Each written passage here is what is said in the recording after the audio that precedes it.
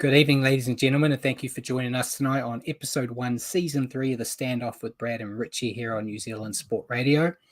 I'd like to say good evening to Richie, but he hasn't made it here yet. He doesn't know how to use this computer properly, so we'll leave the welcoming to him till he jumps in. But while we're here live on Wednesday evenings at 8 p.m, we've got Paul, though. How are you, Paul? It's been a long time. Yeah, welcome. It's been a long time. How you been? I've been good, thank you. Since we last talked on shows, I've started a new business making wooden toys, and yeah,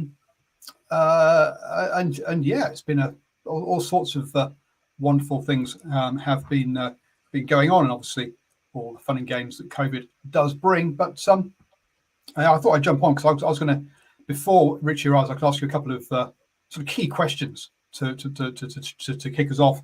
Sure. And be topical. Have the NRL yet come out and said they will not be hosting any games in Russia? Because obviously, with the whole Ukrainian thing, I mean, all sports organisations seem to be coming out and making this stand. I just want to check the NRL is in sync with everyone else, or whether they're being a bit redneck and saying, no, we don't care. No, 100%. They've decided they're not taking the games to Russia anymore, as they do every year, Paul. I'm pretty sure it's a sport that doesn't really get affected by it.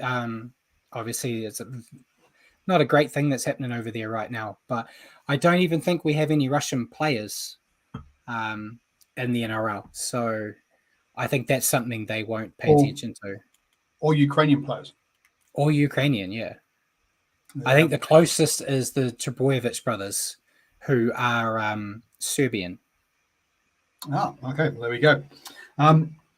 It's not a good thing. Let's put it, it's a shit thing that's happening, folks, and it's all wrong and shouldn't be happening. But yeah, we just thought I'd make a little joke at the beginning of the show. While Richie still battles with his tech, it looks like I might be going to Mount Smart more frequently than you this year, as I'll be at Mount Smart for Moana Pacifica versus the Crusaders this coming weekend. But I guess the good news is that we will at least see, or hopefully it looks like we're going to see the Warriors back home sometime this year. Fingers crossed. Ideally, we spoke before we went live that there was meant to be 5 games at Mount Smart at the end of the year, due to the current plans that were put in place for New Zealand. The first game, which unfortunately was going to be against the Panthers, which would have been a great first game at Mount Smart. That one has now been taken back to Australia, but they are hopeful that the next game, which is against the Tigers in July, will be the first game back at Mount Smart, and they're scheduled, if everything goes to plan, to have 4 games there. And that's a good game to have back, isn't it? Because the Tigers are pretty shit. So it's a good opportunity for a win there. Yeah, exactly. And I believe, I can't remember all of them off the top of my head, but there is a game against the Storm at Mount Smart. So at least they would have, it'll be a tough game, but it's still a good game to be able to watch, hopefully. And there you go. Simon said, hey, Simon. Simon said that some Super League clubs have partnerships with Ukrainian league clubs. So there you go. So that's, obviously Super League based, obviously, out of... predominantly England, with the team. I don't know. Are the Catalan Dragons still involved? They got two French teams in there now. After the promotion relegation of last season. But not NRL as we've kind of said. I don't know what Richie's up to. He's just messaged me and said he's having issues with the PC and he'll jump on as soon as he can. But I can, if you want to sit with me, we can go through the rest of it till he gets here. Absolutely, why not? Tonight is going to be our prediction show. So Richie and I have decided on a couple of categories that we're going to pick. Like we've got leading try scorer, minor premiers, Dally M, and so on. That we're going to pick and keep a record of. So in our season review at the end of the year, we can see if we have any idea on what we're actually talking about. That'll be interesting. I'm expecting a nice flashy graphic of it all. Brad wants to with your wonderful Canva skills.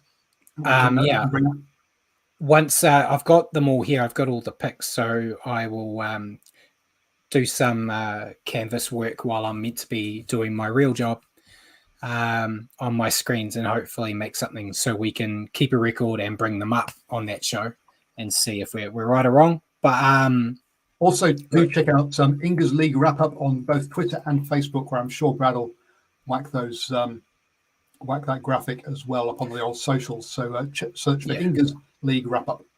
Yeah. And we'll also cover some news stories and answer some questions that we've prepared for ourselves, and hopefully some questions from you guys too, before ending the night with a preview of next week's show. So remember to send us comments and questions throughout the show, and we may as well just go into the top stories, Paul. Be interesting to hear your take on these, as you're so prolific with the NRL. This one's right up the alley. I'm a bit disappointed that we've got to the third season, something like the 70 odd show, and you've still not sent me a Warriors jersey to wear during the shows. But anyway, go on. I don't wear a Warriors jersey myself during the show. Now I do like that we've now got an extra jersey in the background from last year with the black and yellow one hanging up nicely over there, which is great to see. That's the jersey everyone hates, so it's the jersey I keep out there. And I've got my new frame jersey that I won off Wendy's, so I thought I'd better put that up as well, so it's not just collecting dust somewhere. But my first news topic is the NRL. You've been on the show enough now to know that they like to change rules. They've done it again, but this one I'm actually for. They have made one change, which is, I've written it down here, a penalty will be awarded if a team commits a ruck infringement or has a player inside the 10 meters while being inside the 40-meter zone of the team in possession. So last year, you might remember, they did the 6 again, where anytime there was a penalty, they just said 6 again. And what was happening was a team stuck in their own 40 would get infringed on and just get repeat sets, but it didn't really do anything to give them the advantage because they were stuck on their own try line. Biased Warriors fan, it happened to the Warriors a lot on the first or second tackle. So effectively it was tackle 0, they would infringe and they'd say new set, tackle 0. So it didn't really do much. And it was a lot of the teams that made it deep that were really good at doing it. Storm and Penrith, for example, were really good at infringing early when they're not in the red zone. So it's good. It will hopefully stop that. But what's your take on that type of change, Paul? With your great look, I mean, it's as you say, it lets people exit their own half, definitely, which will take a lot of the pressure off, and so teams will not push that line quite so much to try and maybe get a turnover or something, or slow the ball down so much while they get the defense reset. So I think it'd be it's a good move to make teams behave more, but whilst as it's only going to affect your early sets in your own half, so therefore we're going to keep the speed of the game up. We're not going to slow the game down, but we are going to give people the advantage. But Richie, do you agree with me there? Have I gone and given it the correct technical and deep analysis that you'd expect from a normal NRL pundit? Yeah, outstanding, Paul. We'll keep you on, I think. At least Paul's on time as well, so that's always handy. Sorry, ladies and gents, technical difficulties. But I was listening backstage, and I'm a big fan of it. We talked a bit about it last year, Brad, and how frustrating it can be. The teams that are good at milking that system just milk it continuously and have no impact, just have positive benefits for them. So I'm a big fan of this rule change, and we were calling for it last year. So good to see that the NRL's taking action. Yeah, and Simon's also mentioned that there was no issues in changing rules before the season starts. Yeah, I think that's the main thing. That was our biggest gripe last year as well, where they decided to change rules like 6 to 10 rounds into a season, which isn't good. It puts everyone on the back foot. But if you do it in the preseason, even before trials started, it gives teams the right time to actually prepare or find a way around them. And yeah, Mark's here too, Mark? Hello, Mark. Laughing at our backstage. We had Richie stuck in the green room. We had all his prerequisites, all his please remove all the blue M&Ms from the bowl and things like that that he demands of us. We're a professional outfit here, so we've got to have things like that. But yeah, anything you want to say, Richie, since we haven't seen you in like forever, before we jump into the rest of the news? No, let's jump into the news. It's great to see you guys, and it's great to be back talking footy. So, yeah, it was frustrating being backstage there. You know, it was I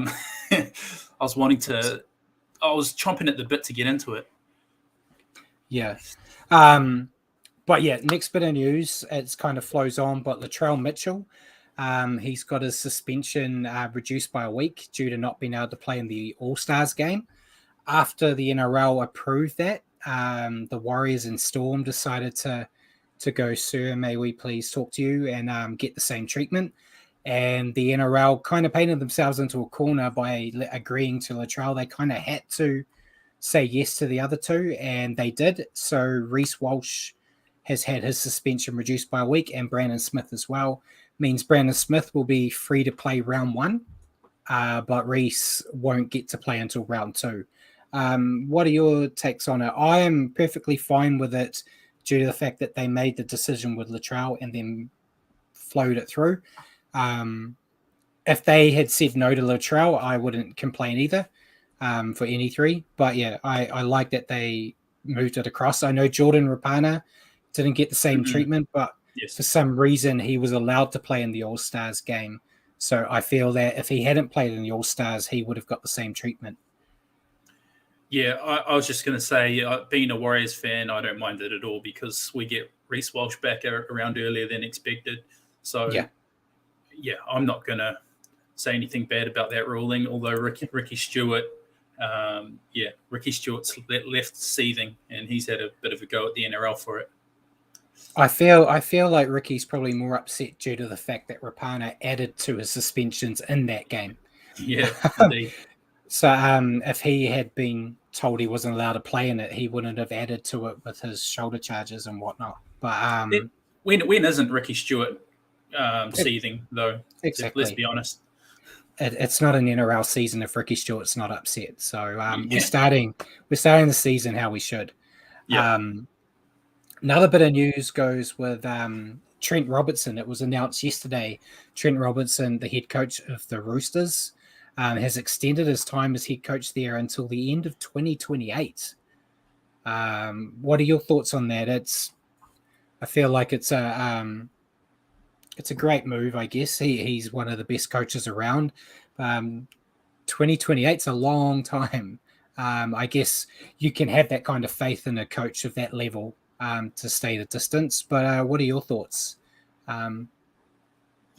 Just locking him away for as long as they can. I can't blame them. He's, as far as coaches come, he's pretty much top drawer up there with Bellamy and the like. So why wouldn't you? Look at the Storm. Yeah. They've held on to Bellamy for so long, and he's done nothing but bring them good results. I think Trent Robinson's in that same sort of echelon of coaches. So why wouldn't you try and lock him away?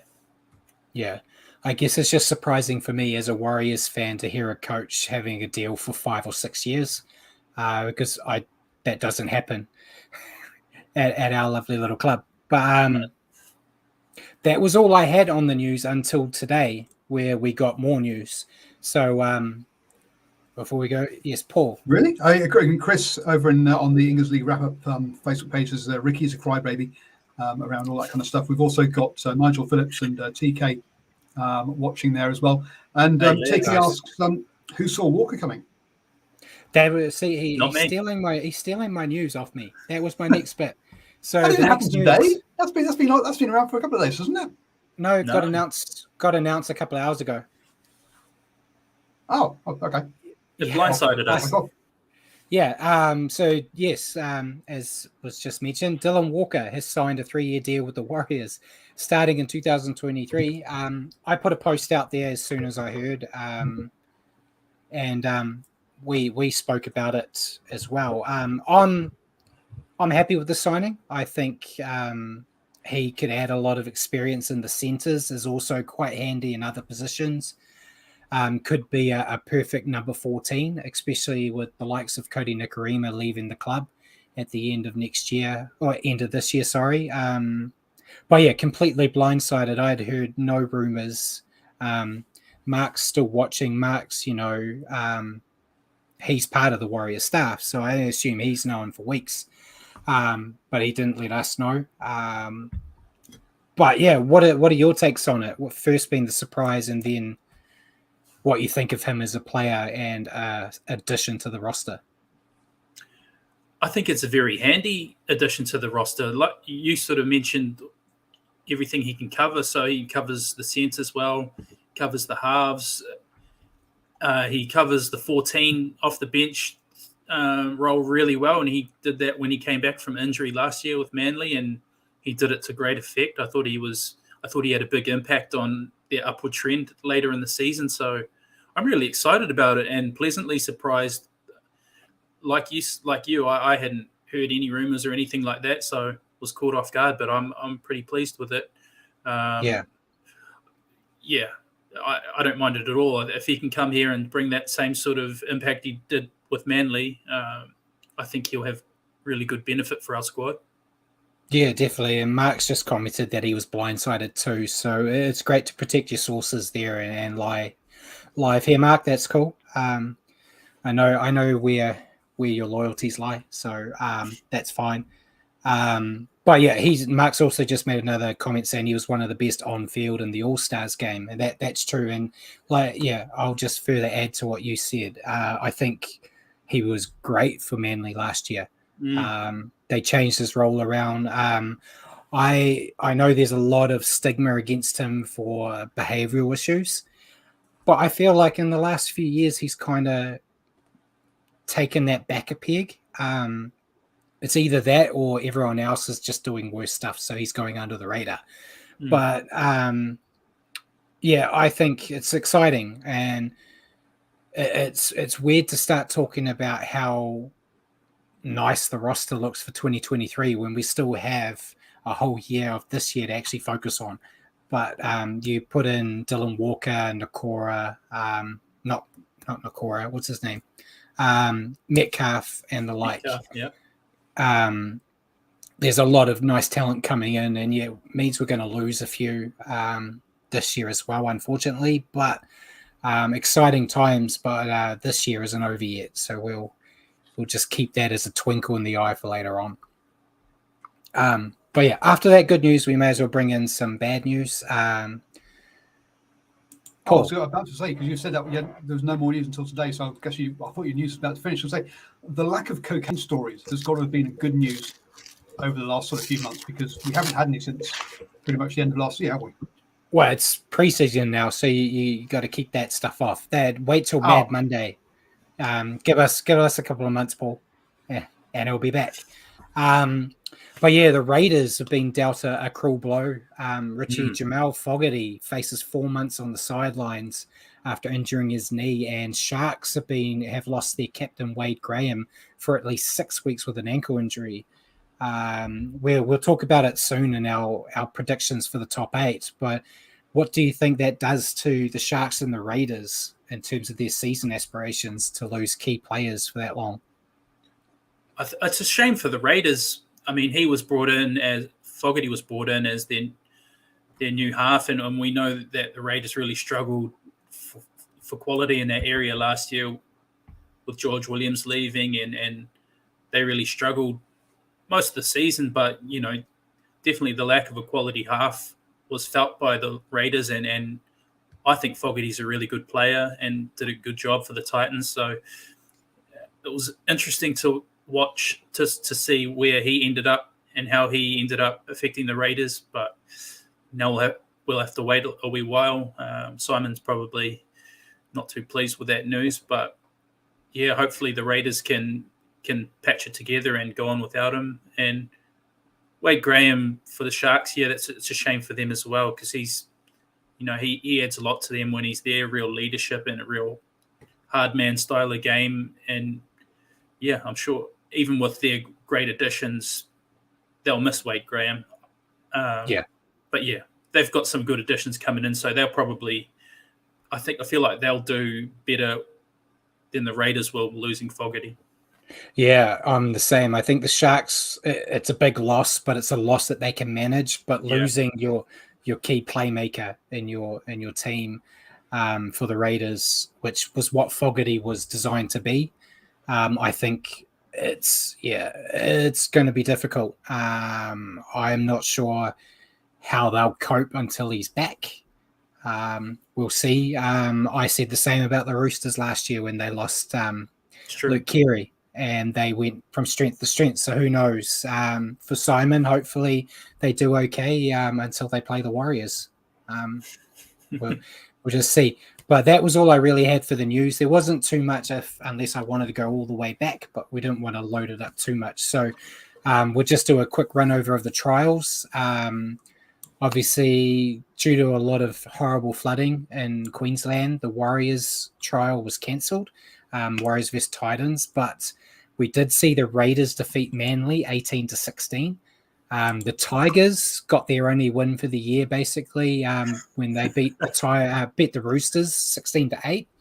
The Eels beat the Panthers 36-0. The Dragons somehow defeated the Rabbitohs 16-10. Cowboys defeated the Broncos 26-6. Storm defeated the Knights 24-10, and Sharks defeated the Bulldogs 30-6. Did you watch any of the trials, or did any of the games impress or surprise you? I did catch them, Brad. Nothing really surprised me due to it being pre-season. The Eels with the big win over the Panthers would be surprising, but I don't think you'll ever see that in the regular season. No. And the Cowboys winning big over the Broncos, they normally have pretty close games. And the Bulldogs, it was really interesting watching the Bulldogs because they had a lot of their new recruits playing, so it was interesting to see how they fared. And obviously, the Sharks put a bit of a score on them. Nico Hines was looking really good for the Sharks, actually, their new signing. So no real big surprises because nothing really surprised me in preseason. You take any sort of results with a pinch of salt because, teams are just trying out different combinations and then using their bench heavily. And good games, though. It's really great to have some footy back to watch. I'm sure you loved it, Brad. Yeah, she won't be watching, so I won't get in trouble. But the Warriors' first trial game, as you know, my sister decided to have a wedding on the same day. So I was in the back of the reception watching it on my phone. And cost me a fortune in data because it was in the middle of a paddock in the middle of nowhere. And Paul's about to abuse me. I told Warriors come first, right? No, I'm amazed you went to the wedding. I mean, this is unheard of. I mean, a Warriors game on, and you didn't, and you actually went to an event. This just flabbergasted me that you actually were willing to just watch it on a small screen. That's just wow. Regular season, it wouldn't happen. Regular season, it was only a trial game. I had family down from Auckland, and we went out, so I didn't actually catch it live. I watched it delayed, but I was messaging Brad for updates, and I was surprised that he was actually not home during a Warriors game as well. Blows my mind. Yeah. I mean, as scientists, how dare she have a wedding during a league match? I mean, she should know this. I can honestly tell you, Simon, we actually had that conversation. Said you've I don't doubt it.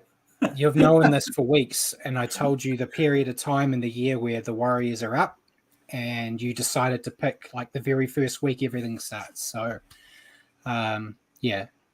it's what happens when you're in a family that doesn't like league and you're the only one. They don't care. But she at least wasn't upset that I was watching the Warriors in the back. So, but yeah. That one, we may as well cover that a little bit before we move on, since we didn't have a Warriors trial. Did you have any takeaways? I know you watched the replay, as did I. I went and watched it on a big TV as soon as I could. What were your takeaways from that one trial? Well, I'll say it again. you sort of take results in the trial matches with a grain of salt, but it was lovely to see us beat the Storm. That's the biggest takeaway. It feels like it's been so long. So even though it was a trial, I was celebrating it. But yeah, I mean, we look good, and a lot of the new guys we brought in were looking quite good as well. We saw some pretty good contributions from guys we hadn't seen in a Warriors jersey before, which was good. It's just nice to see us put a bit of a score on the Storm and come away with the win. Anything catch your eye, Brad? What do you think of the big name signings like Ash Taylor and guys like that? Ash Taylor was a bit quieter than I would have liked. I wanted to see a bit more from him and was hoping to get that in the second trial, see how he would pair up with Sean Johnson. But the likes of Rocco Berry, I thought looked really good. We finally have another centre in the NRL that knows that you can pass to that guy standing outside you. There's not a lot of them that do that. But, we lost Peter Hiku, who was, again, one of the only other guys that knows to pass to a winger. But we've got Rocco in there doing the same thing. Very good, and he can do it. He can pass both ways quite well. He's got a rugby union background, so he does know how to pass to his winger because that's a big thing in union. So, so I said premiership's not won in much. Yeah, and I know it's just a trial mentality, but I've also seen the other side of it where the Warriors will lose a trial match and it's doom and gloom and the world's over. I appreciate wins when they come, and I just liked looking at the combinations, seeing how they work and seeing Chanel and Reece Walsh combining the second rowers, the front rowers combining with the second rowers and then getting it out to the edges. All that type of stuff, which is just going to become muscle memory for when it actually matters. It was nice to see Reece Walsh still hitting those cutout balls, and he managed to get one to Ratuva for a try in the corner. And I know you've been itching to see him get a run and see how he went, Brad. So what did you think of him? He's still very green, but where the Warriors are decades behind with the what every sports or every rugby union and rugby league team in the planet knows, that you have at least one big Fijian winger. You have to. It's just you have to, and we haven't done that in a very long time. I can't remember. Can you remember the last Fijian we had, if ever? Mark will probably comment. He'll know. Mark will snap one off the top of his head instantly. I can't think of one off the top of my head. We've been pretty Tongan heavy. Yeah. But yeah, it's just good to see your traditional giant Fijian winger that's quick as a hiccup as well. So, I did mention it in my top 5 to watch. I don't expect him to be named round 1, but I think midway to the end of the season, he might start to get a look in if there's some injuries or some drops in form.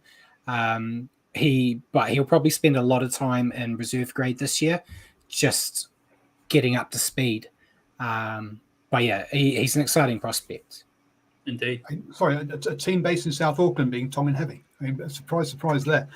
Look, I mean, but and where can people catch that 5 to watch that you did, Brad? So that's on my website. bradinger3.blogspot.com, which is on the bottom of the screen there, folks. Yeah, and I also did them as individual pictures on Facebook, Instagram, Twitter, and all that as well. And Chris Kane Evans apparently was Fijian. There you go. Chris came in clutch. But he's not a Fijian winger. He was barely a Fijian player, but he's gone. I thought we vowed not to talk about Kane Evans anymore. But we do have a question on the English League wrap up page, which says from TK saying, "Can someone please explain how you can have 5 co-captains?" The Tigers. Referring to? The Tigers. Well, the thing, TK, is the Tigers aren't a very good team, so it doesn't really matter. They could have 10 captains, and it's not going to affect their results. I don't understand it. most clubs will have a captain and a leadership team. Like the Warriors, they talked about it last year. They had Roger was the captain, but he had Tohu, Ken Mamalo was in there, Wade Egan. There was like a whole bunch that were around him in a leadership team. But to actually have 5 official captains, I personally don't understand it. But if it works for the Tigers, I guess. What do you reckon, Richie? It's probably the same number of wins they're going to get all year. So at least they'll be able to have one captain do a winning speech, one different captain do a winning speech for each win this year. Yeah, the only time I like the look of having more than one captain is if your captain's a front rower, where your front row is going to be on the pine for quite a bit. So, but then I would have 2. I'd have like a front rower and then maybe a back or a hooker or something, just so when they're off, there is someone out there. But there's no need to have 5. But yeah, if that makes the Tigers happy, whatever floats their boat, I guess. But yeah, it's not a thing I would do. And Simon also mentioned hopefully the Tigers can finish in 9th place where they belong. One day, I don't think it will happen this year. But yeah, we'll see. But that was a good question. We may as well jump straight into ours before we go into our predictions, Richie. I'll ask you my one first. My question is, are you concerned that the Warriors only had 1 trial match? Not overly. I think given the form that we showed against the Storm, I'm sort of happy enough. There might be a couple people underdone. Say Sean Johnson, for instance, would have been good to see him get a bit of game time under his belt. But I think he's at the stage in his career now where I think he's experienced enough. He's been there and done that. He knows what to expect come round 1. I think our first 4 or 5 rounds, our opposition is pretty favourable opposition. Really, if you were to pick 4 or 5 teams to start against, I think we're getting quite a few of the bottom 8 from last year in the first few rounds this year. So I think if we're not winning a lot of those games, it's not boding well for our season anyway. So no, I'm not overly concerned. I think we're still in a good position to sort of start off well. The boys look pretty fit, and by all accounts, the preseason's been going well. So, I think we're still in a pretty good position to hit the ground running come round 1. Yeah, I would have liked to have seen it because I'm selfish and I want to watch the Warriors, of course. But and to see like who really would mesh well with Sean. They've obviously been doing a lot of that in the preseason and themselves, so they will know. It's just we don't. But yeah, and we saw a lot of injuries in those trial games this week, so that's a positive that there was no injuries to the Warriors due to them not playing. So yeah, I'm kind of the same. I'm not concerned, but yeah, I would have liked to have seen one. But what's your question for me? We kind of covered the game just a little bit before, but I wanted to ask you about the game against the Storm. So, what were you most impressed with in the trial win over the Storm? I'll try to go a bit away from what I answered it with, but Rocco Berry for 1, which I've already just discussed. But Ali Katoa, I think, was really strong. I know we've talked back and forth because I'm currently in the process of finishing my written season preview, and I pick who I believe I would pick for my 17, and I didn't have him in my list.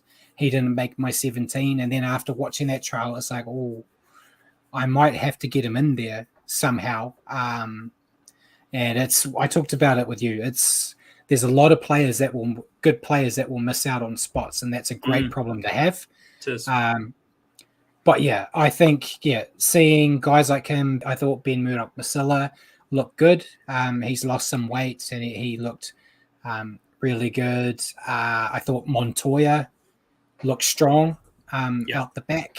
And yeah, there was a lot of good things. I was a bit worried about the edge defense, which is a worry I have every year.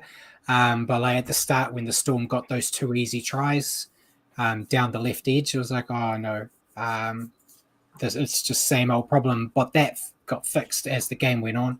So, I came out of that with more positives than negatives, at least. It's good. So who starts in the number 1 jersey for you come round 1? I would be putting Dallin there myself. Yeah, me too. I know Nathan Brown wants Chanel there, but I think you could put Dallin, who's played for his country at fullback, there for one game and bring Adam Pompey onto the wing to replace him. I feel that's not going to happen. But if I was coach, that's what I would be doing. It just makes sense to have a guy that's played for his country in that position play in it when you need help. But what do I know? Was there any other questions, Paul, before we move on to predictions? Mark, obviously we had a comment from Simon hoping that the Tigers would finish 9th, and Mark was saying that Tigers are a basket case for club. I just thought I'd bring up last season's table just to remind people as to where the team's finished. And yeah, Tigers there in 13th place, but only 4 points behind 9th, just on that 8th, 9th there. So yeah, I mean, not a massive leap to see them jump up to mid-table place. I expect to see them slide. I would pick them. Spoiler: I would have picked them as my wooden spoon prediction, but I have dug myself a hole with another team that I have to live with. So I'm going to stick with not that. like the Dragons last year. It is still the Dragons. I buried myself in that hole last year with my hatred for them, so I have to keep that on. So that's one I'm probably going to get wrong in our predictions, but I'll live with it. I guess the other question is who is doing the behind the scenes documentary this year? Obviously, because it was such a roaring success for the Tigers. I don't see any teams putting their hands up. A lot of I know Cameron George talked about it when he was asked, would that be something he'd like the Warriors to do, and he kind of pointed out like the distraction of having the cameras there all the time, and that it seemed to have a negative effect on the Tigers. Personally, I think, like Mark said, they're a basket case anyway. So with or without cameras, I don't think they would have been better.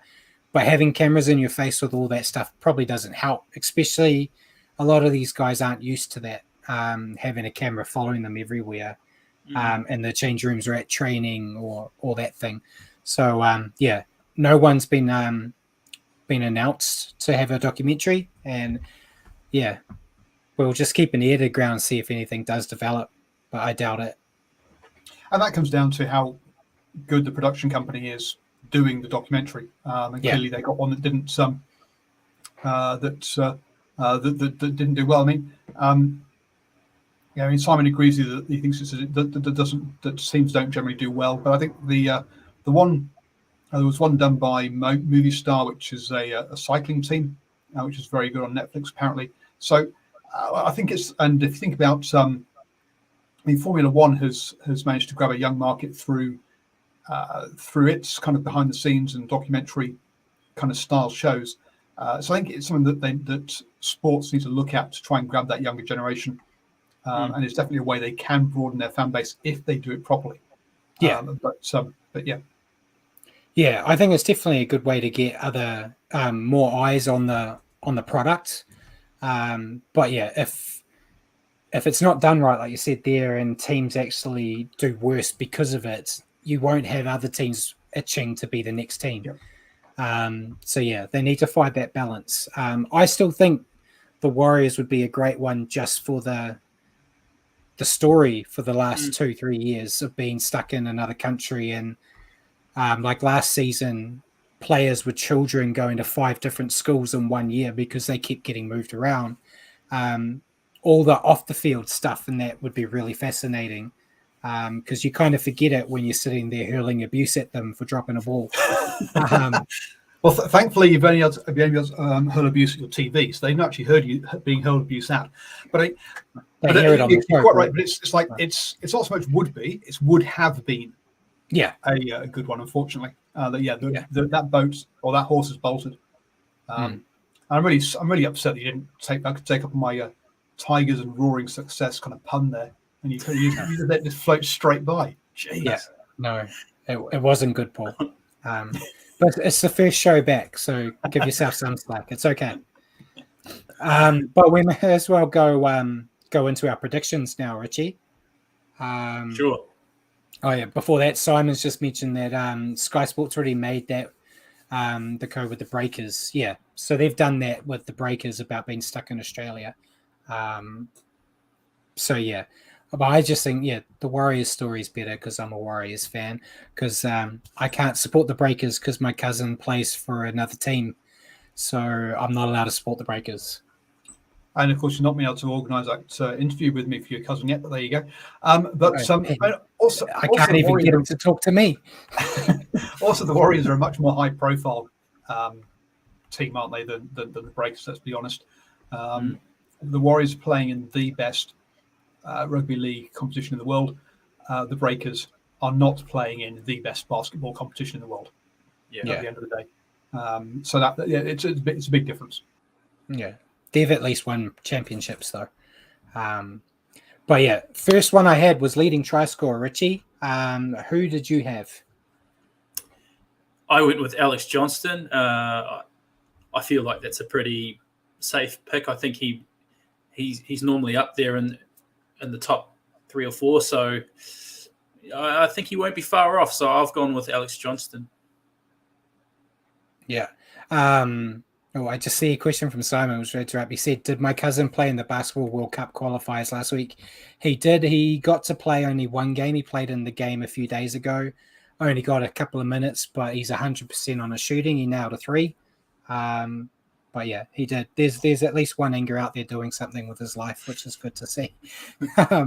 My leading try scorer, though, is Tommy Turbo. We're going to see a theme, I think, in some of my picks. But I think... as long as it's always an asterisk, as long as he stays fit, I think he's going to do damage. So I've gone with Tommy Turbo. Next up, we've got leading point scorer. I'll go first this time. Continuing my theme, I've gone with Ruben Garrick. Tommy Turbo is going to be scoring all those tries, and Garrick's going to be knocking all the conversions. So it just makes sense to put them together. Who did you put? Before I go with who I put, I think Brad's officially coming out as a closet Manly fan tonight. It's horrible to say, but I think it's true. I put Nathan Cleary. I think the Panthers will travel well again this year, and as far as goal kickers in the NRL go, Nathan Cleary's right up there. So again, like you said, as long as Nathan stays fit, I think he's right up there. See, I'm playing 4D chess because I thought of that, and then I thought of Origin and going, Ruben Garrick's not going to play Origin. Good call. But yeah, I also said Charlie Staines would be leading try scorer last year, and I think he scored like 3. So minor premiers, who did you put for your minor premiers? Off the back of Nathan Cleary's efforts, the Panthers. I've gone with Manly. Keeping my team. I'm 3 from 3. I've jumped on the bandwagon, and before we get on to the minor premierships, you've got you've done points and try scorers. What about your top tackler? Oh, ooh. So Jaden Brayley was last year with 1,036. Jeez, that's a lot of tackles. There's a lot of tackles. Brad? I don't know. That's a really hard one. I was trying to. I'll go with Damien Cook. Yeah, because I was going to say, isn't Brayley injured for a good portion of the year this coming season? Yeah, I'll go with McCulloch. Jaden or Blake?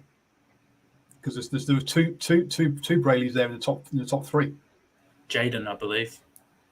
Yep. Yeah. Hold on. I'm typing this in, so we've actually got a record since you threw this curve at me.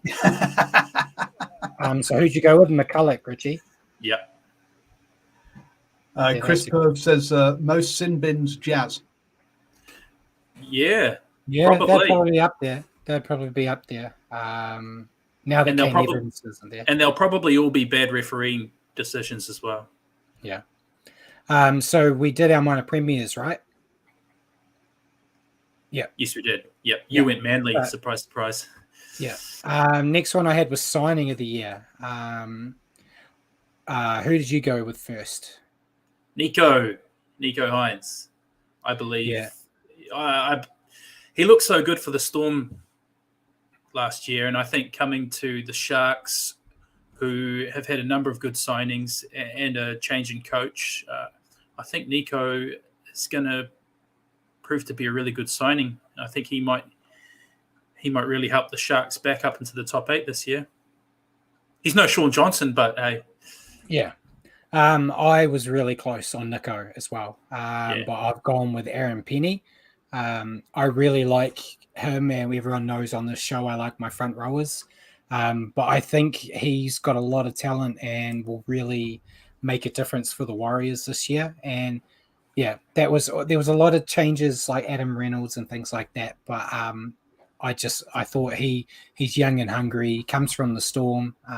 So that's what I've gone with. But I think you might be on the money with that pick, unfortunately, with Nico.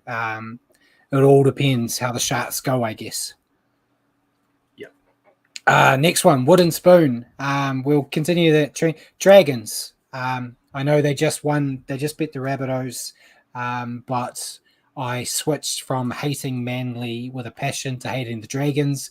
I don't remember why, but it just happened. I've seen some Dragons fans have come out saying they're going to win the whole thing.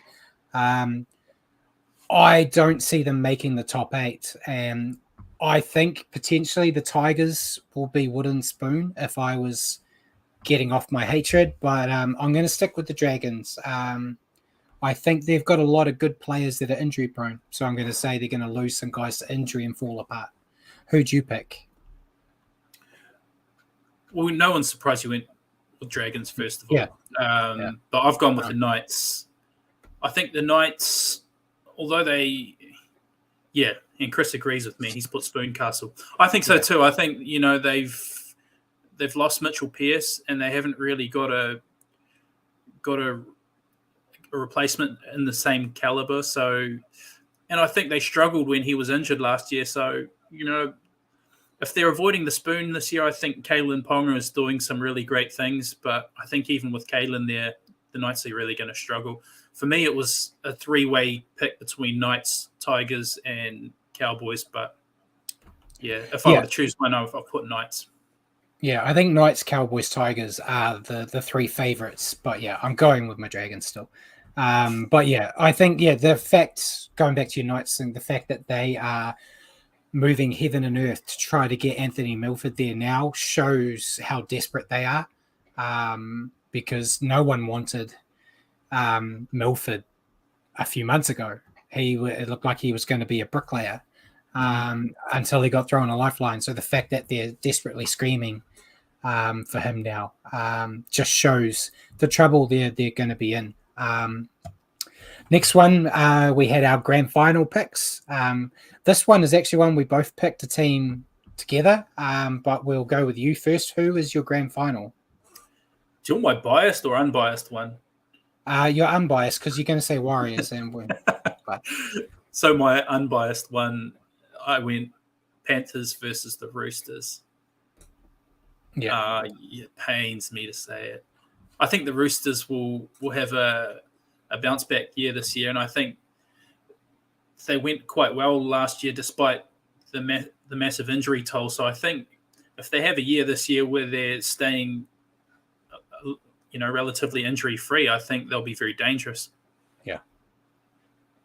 And I've gone with Seagulls versus Panthers, keeping my trend going. But I think it's still, like I said with the first one with leading try scorer, it's just an asterisk. If Tommy Turbo stays healthy this year, I find it hard for a lot of teams to beat Manly because he just gives them that much of a boost.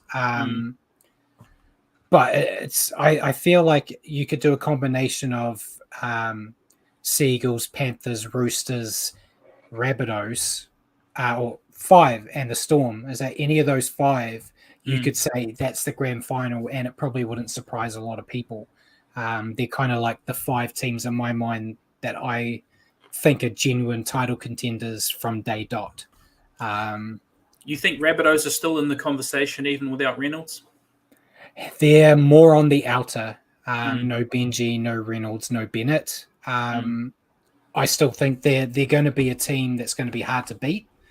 But I wouldn't put them on that Panthers, Storm, Roosters level, or the Mighty Manly. So yeah, next one was Dally M. No surprise that I've gone with Tommy Turbo for all the reasons, for everything else. If he's healthy, I feel like there's no one else in the game that has such an influence on the team and the result.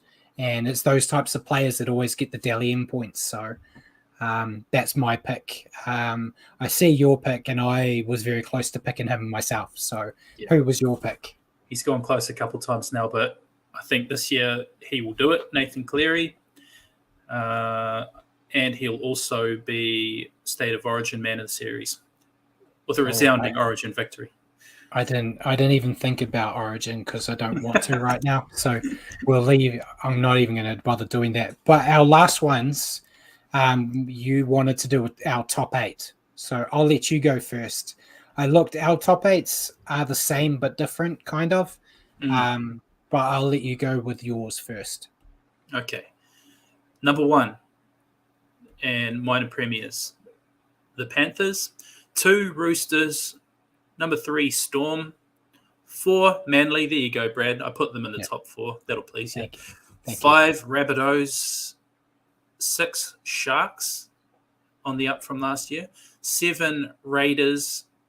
8, Warriors. Although I did write that Raiders one in before I saw that Fogarty's injured for a good portion of the year. So, yeah. In my head, I'm swapping Warriors around with Raiders. There you go. Yeah.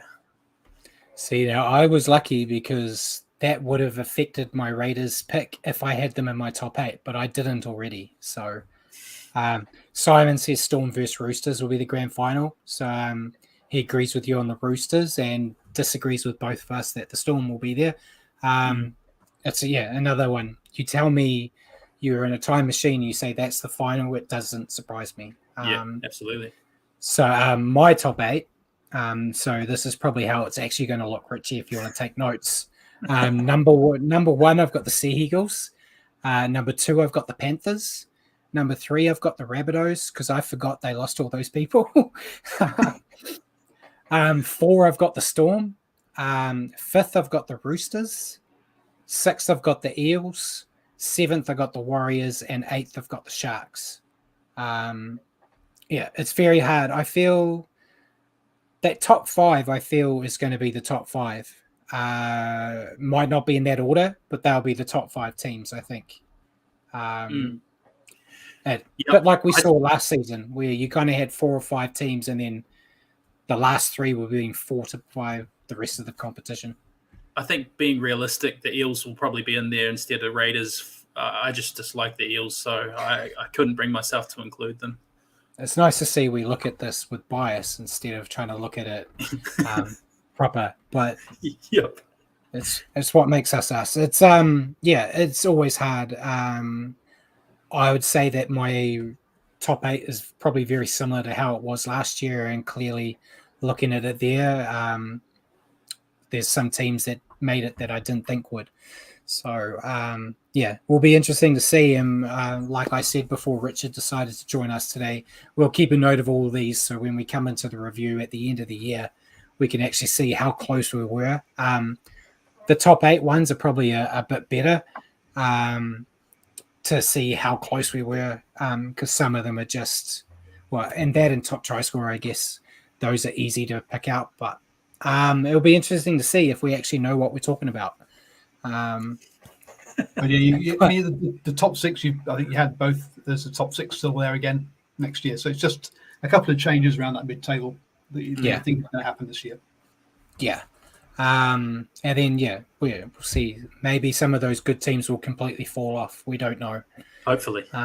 Hopefully. But that brings us to the end of this show. So I'll just No, give you a it rundown. doesn't. We've got a couple of things first. Let's just see if we can just because I'm going to zoom in there on your screen as Mark says he's loving the pics on your calendar there, Brad.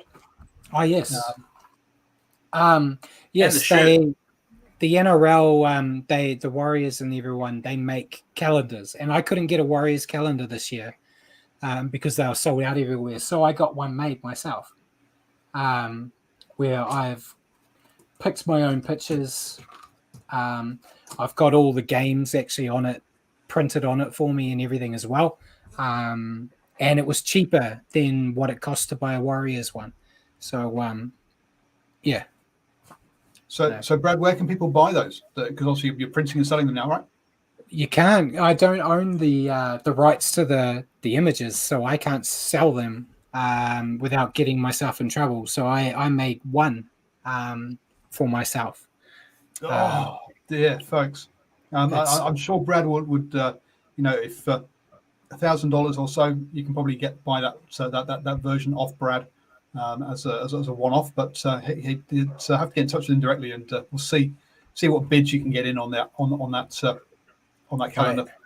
I love making merch for myself to wear and not letting anyone else have it, other than Richie with the beanie that he's got there. I need an Ingersley bucket hat. I mean, come on, Brad. I only got beanies right now. I haven't even got a cap yet. I want a cap, but it costs a lot of money just to give myself clothing to wear.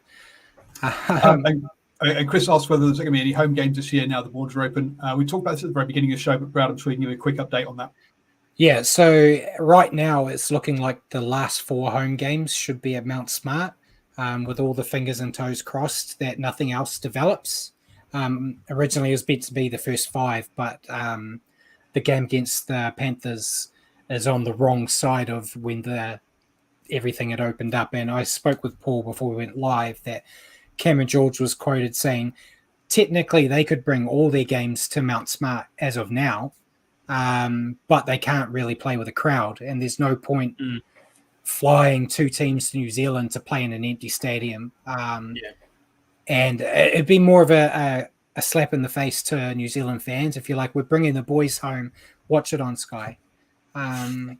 So it's, I think it's they're kind of up in the air. They're keeping themselves fluid and rolling with whatever happens. But as of now, last 4 games should be at Mount Smart, hopefully.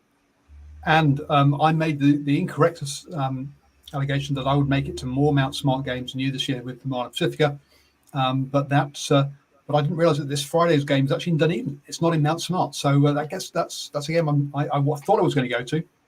But yes, I could draw with you on 4 games each. We'll have to see who makes it to more games at Mount Smart this year. Me with Moana Pacifica, or you with the Warriors. We're having to see if COVID will be kind to us or not. It still hurts that rugby union's been played in Mount Smart more than the Warriors in the past 2.5 years. It breaks my heart. Doesn't seem right. But I think they had 1 game last year, which was Samoa versus Tonga, and that was about it. But they had the All Blacks first Tonga there too, didn't they? Oh, sorry. Oh, yes, they did. You're right. Yeah. I know you don't watch a lot of Union there, Paul, but just do your research a bit, But the All Blacks don't give me a media pass, you see, whereas I've got a media pass to Samoa versus Tonga. That's true. I get it. Like, no one wants to go and watch or play at Eden Park. It's a horrible ground. So I'm not surprised that Rugby Union wants to go to Mount Smart because it's the best stadium we have. But that's it for the show. We'll do a quick rundown, Richie, of what we're going to do next week. So I guess next week's probably basically our first official episode of the year. There won't be any games to review, but we'll be able to do our round 1 preview and start our tipping competition that I won last year, if everyone remembers. We'll see if you can continue your success of winning the post the series tipping. But and Origin as well. And Origin, yes. Yeah, don't forget that. So Brad, you're saying you were the minor premiership, whereas Richie was the finals winner? Yeah, essentially. So yeah, we'll do that and cover any news that we see. We'll also discuss the women's comp because we're almost 2 rounds completely through with that now, I believe. I didn't want to really overload the first show back, so we'll cover a bit more of that next week because we'll have some time, and then we'll also throw in some Super League 2 because that's already up and running, and then of course asking each other questions and answering questions from all of you. So that'll be next Wednesday at 8 p.m. Before we sign off, anything you want to add, Richie? Oh, not really, Brad. Just it's good to be back, and it's my favourite time of year when footy's starting. So, it's great to be back with you and having all you guys tune in and fire questions our way and banter. So, look forward to it again next week. Good to have you back, guys. But some bits disappointed we didn't get any of any thug life going on. It's early in the season. It'll come, I'm sure. Okay. New year, new me, guys. Gotta try to you gotta find ways to improve yourself, as you guys should probably learn at some point. True. But I did miss the opportunity of doing the Tommy Turbo kind of man crush that Brad clearly has with those picks that he had over his predictions.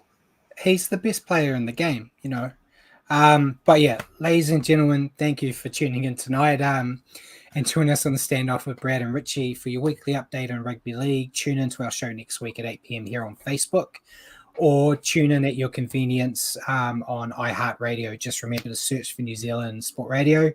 Cheers for joining me tonight, Richie, and thanks for helping us out, Paul. And good night, everyone.